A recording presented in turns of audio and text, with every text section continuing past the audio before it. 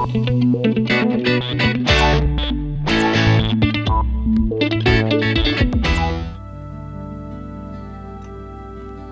kong hirap na hirap ka.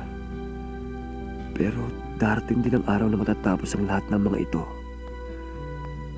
Lahat kaya kong tiisin. Para sa iyo at sa ating anak.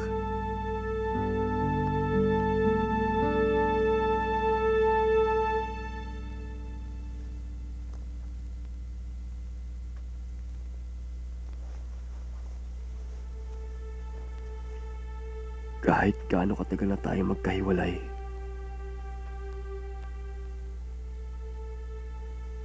gusto kong ipaalam sa'yo na ikaw pa lamang ang babaeng aking minahal.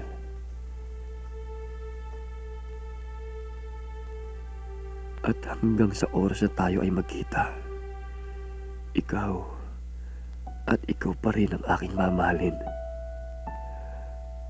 Ang iyong asawa, Hoven.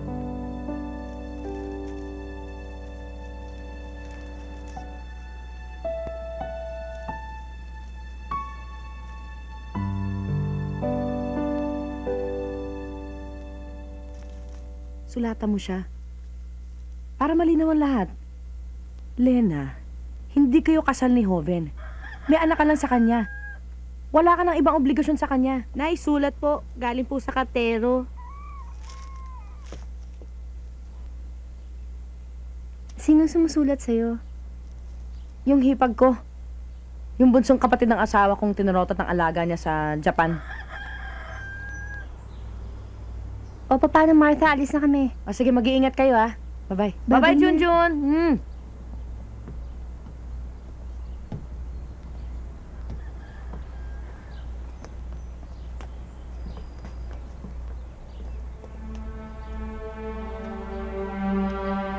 Tayo na.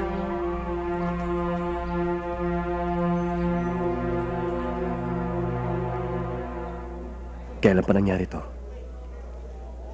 Mga August yata. Kabe-birthday lang ni Chupon nung ikasal si... Ano? Buntis siya?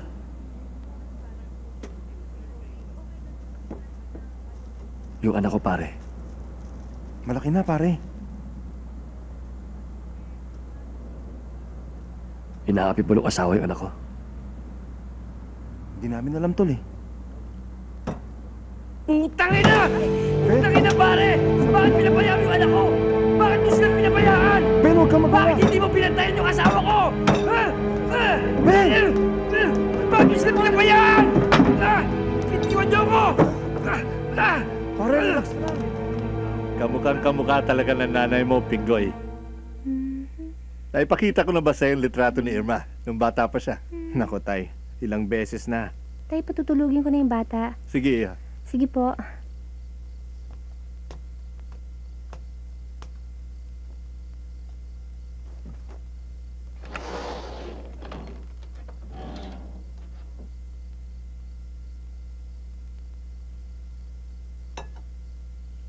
Masaya ka ba? Ano sa palagay niya? Mabait na bata yan si Lena. Mukhang nagbago yata ang tono ng kinakanta niyo. Hindi lang talaga ako mapalagay eh. Paano kung dumating ang panahon na makalaya na yung tatay ni Junjun? Eh, ano naman ho ang problema doon? Nakakasiguro ka ba sa asawa mo? Siya din naman ang ina ng anak namin, di ba?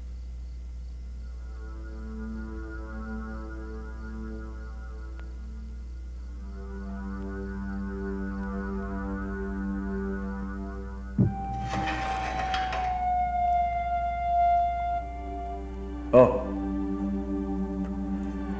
Ano yan? Mag-a-abroad ka na. Bukas, ililipat ka na sa Muntinlupa.